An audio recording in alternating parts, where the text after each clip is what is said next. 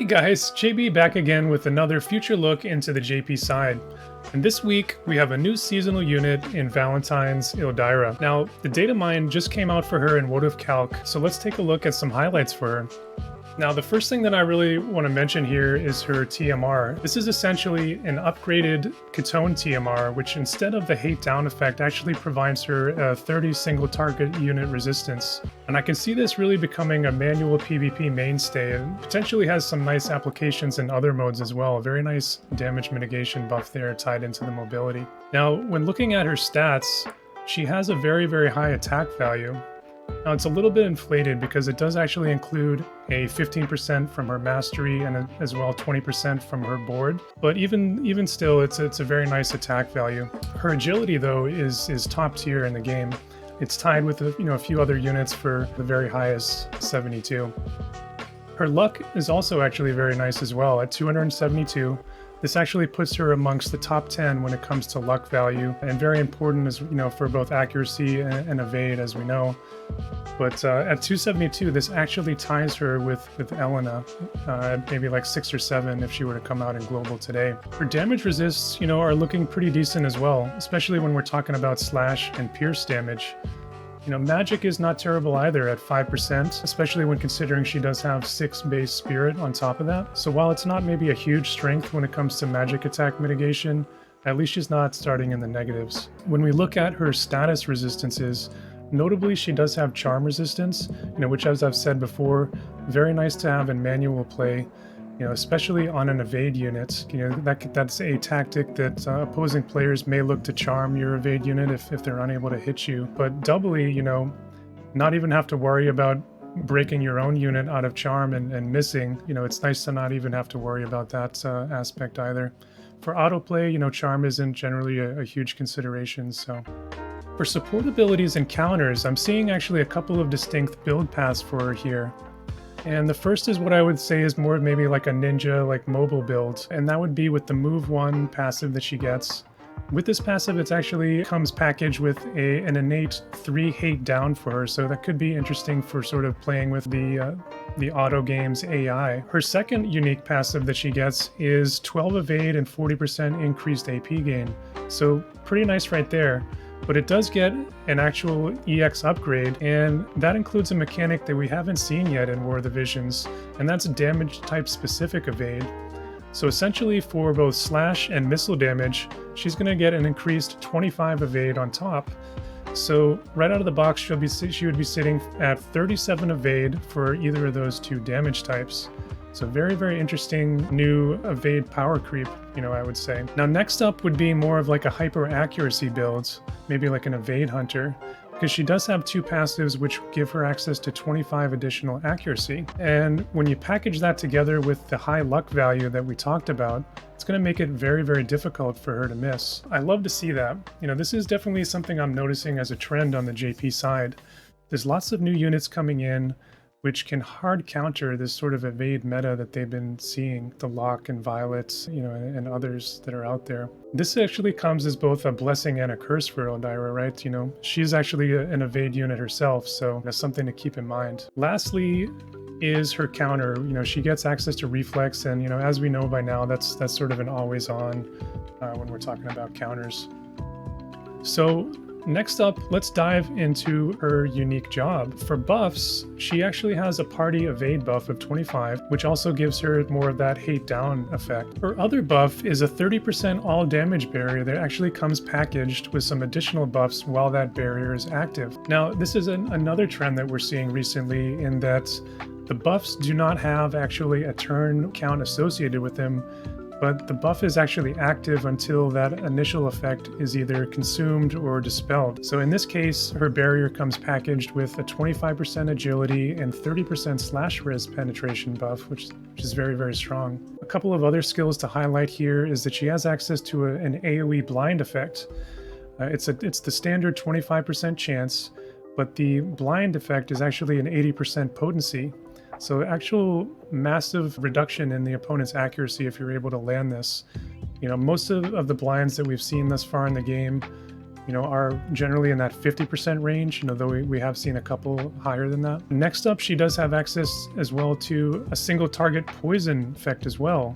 So the interesting thing here is that it comes packaged with a 65% base chance to land it. So very, very reliable chance there, similar to like a limit break with their 67% chance to land. And you can actually increase this, if you were to use Chaos Odin on Ildyra. So that would go up to like a 90%, pretty much impossible to miss at that point. Now, this includes that rare high potency poison of 25% per tick damage.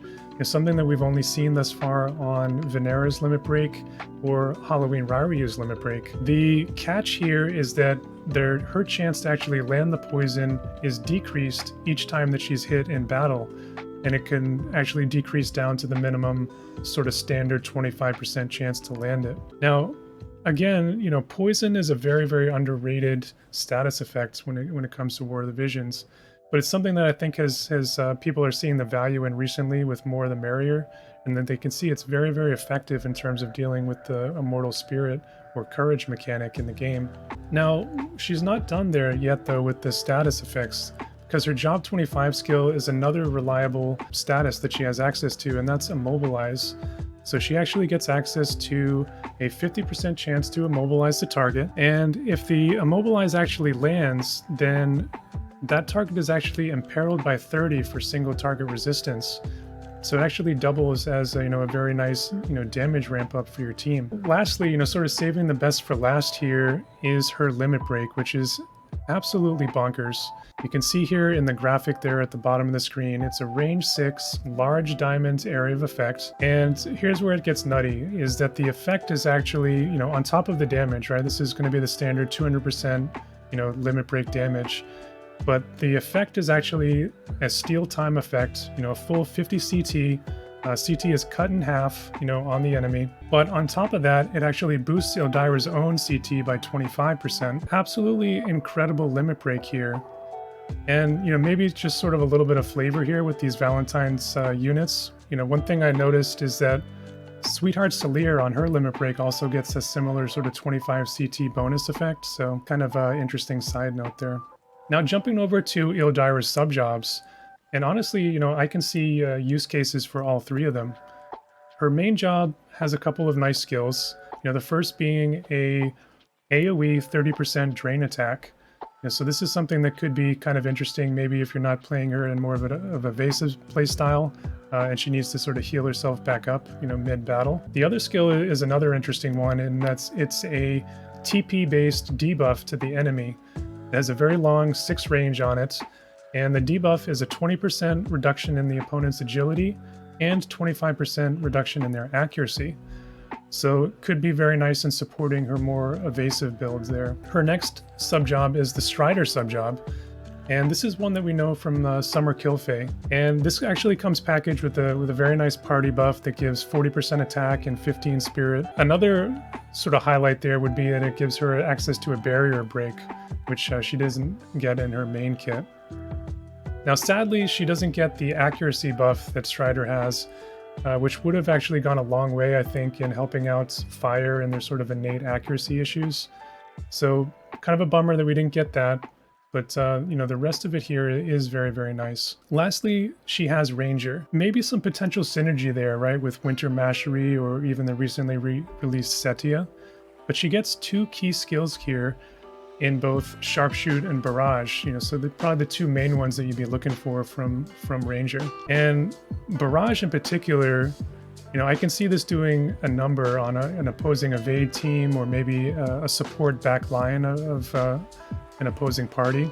If she's able to line this up, with that accuracy build path potentially that we're talking about. So that's the kit, and honestly, it looks really nice on paper.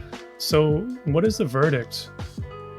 My takeaways here are that 1, that limit break is absolutely incredible. I can see uses for that in both manual and autoplay alike. 2, top tier potential when it comes to evading others, right? High luck, high agility, that passive that gives all that evade. But she also has that other build path and being very, very hyper accurate as well. So very nice for hunting evade teams. So I see her being strong in either playstyle. Third, very strong status ailment game. She has that access to that strong poison. She has the reliable chance to immobilize the target, and that blind as well that we mentioned. And 4, and this is probably more of a PvE consideration, but she does have access to that 3-hit chaining attack. So very good for guild raids, Trials of Reckoning, and other PvE content. Now that said, what are the cons here? One, I would say fire, as we talked about in my Setia video, it's not really fleshed out really yet. It's lacking in vision cards, it's lacking in really strong units. And, obviously this is something that can change, in very short order.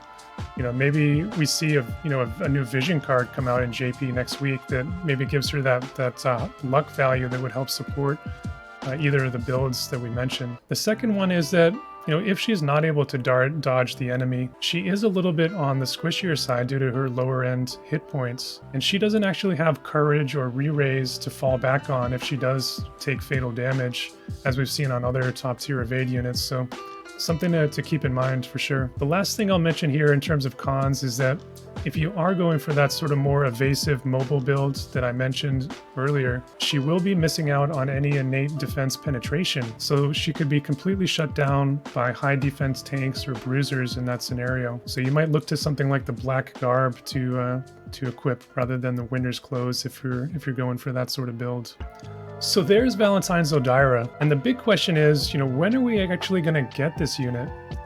My personal take is that we're probably not going to see this unit until June, just as we saw with Valentine's Solir. But that said, I wouldn't be surprised at all to see Fire get a new luck vision card next week in Japan, and then for Gumi to turn around and package both of those things together in 1 week, as we've seen they like to do. What better way for them to actually try and drain our visiore, right before we sort of go into the 2nd anniversary and the fan favorite Final Fantasy VI collaboration. So time will tell, we'll have to see, what ends up happening. But what do you guys think out there? Will we actually end up seeing this unit next week? Or is this maybe a future consideration, as we look into the summer? Let me know in the comments down below. Now, as always, if you like this content, please consider liking and subscribing and help us grow the channel. And with that said, stay safe out there, and I'll see you guys next time.